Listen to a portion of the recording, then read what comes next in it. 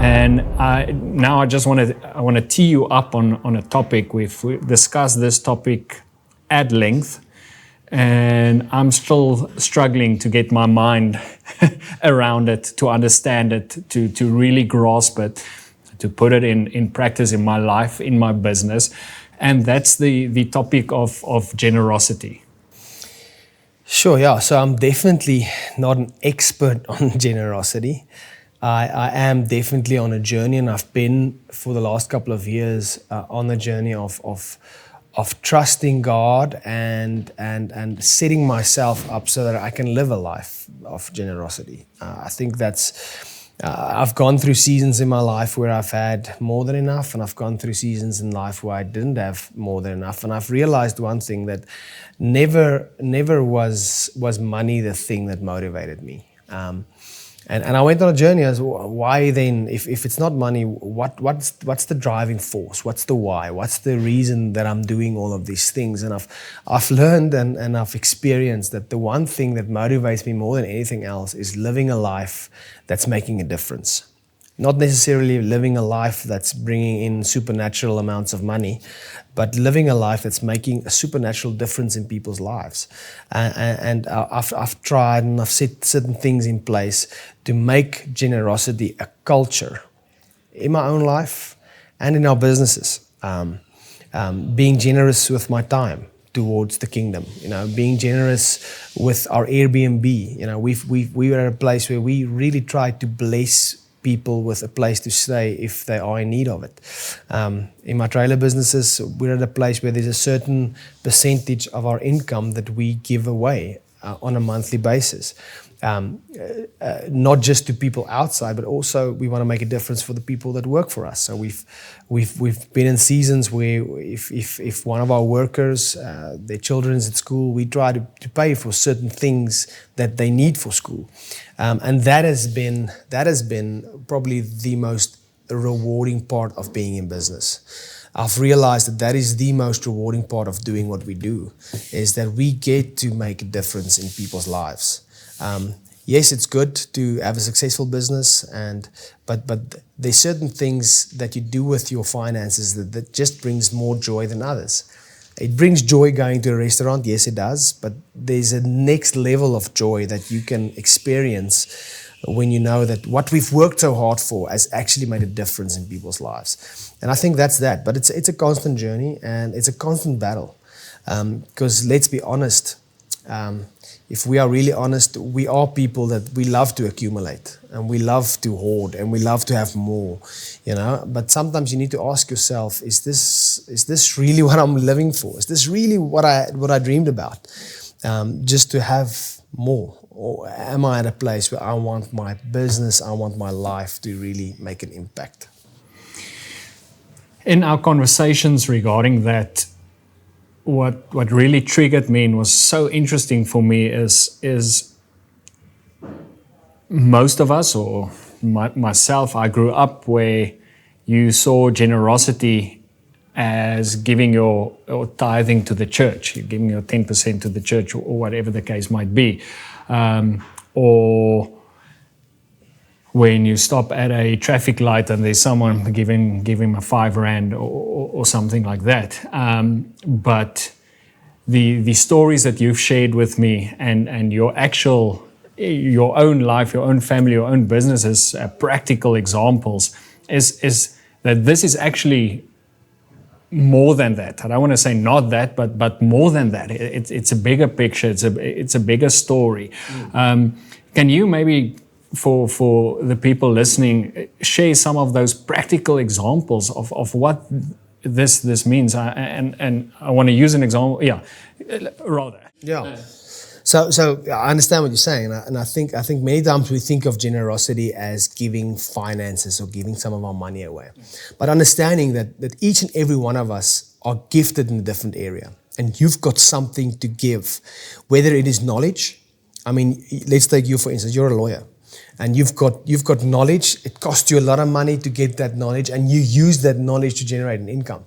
But being generous with your knowledge can mean here's a lady that's going through a divorce, and she's clearly being bullied because her ex-husband has got this great lawyer. You can say, listen, a part of my generosity is I'm not going to charge this lady. I'm going to share what I have with her. I'm going to share some of this knowledge.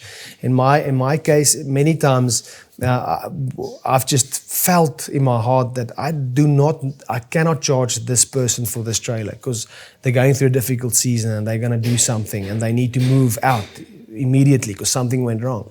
And it is in those moments where I don't necessarily need to give you money, but what I can share some of my resources with you without charging you for it. At our Airbnb, we've had the same things. We've had people come in and stay 1 or 2 nights, and we just feel like saying, listen, you guys can stay an extra 2 nights.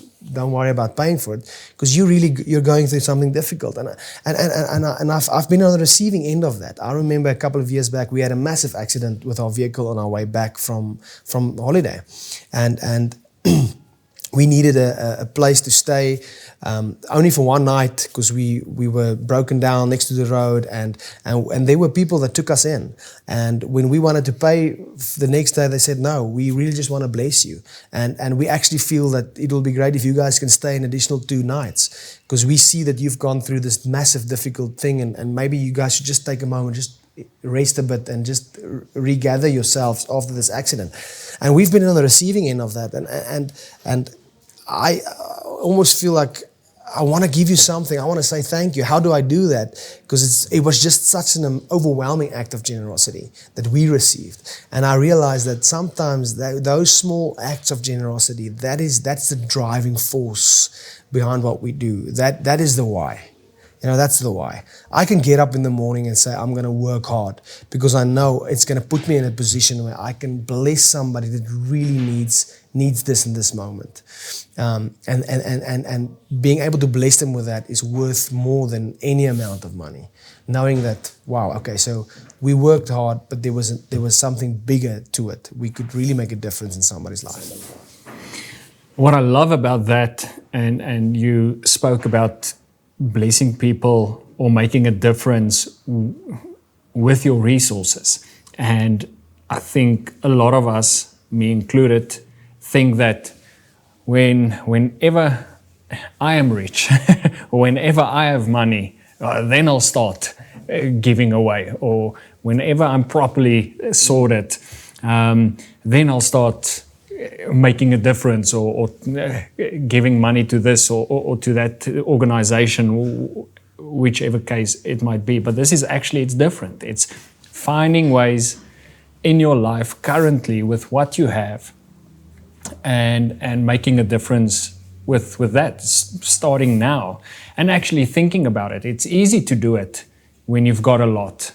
The challenge is starting when you don't maybe have a lot to give. I think you started off this sentence by saying, when I am rich or when I have enough, I'll start being generous. The question is when? When will you feel like you're rich enough? Maybe you'll say, well, when I earn 10,000 Rand a month, I can guarantee you when you get to 10,000, you're going to move the bar to 20,000. You're always going to move the bar because let's be honest, enough is never enough. Generosity is not about where you are financially. It's a position of your heart. Am I willing to share with what I have?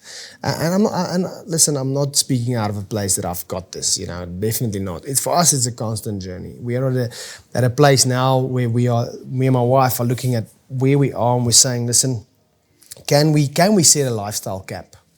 Can we say, listen, this is X amount that we're going to use.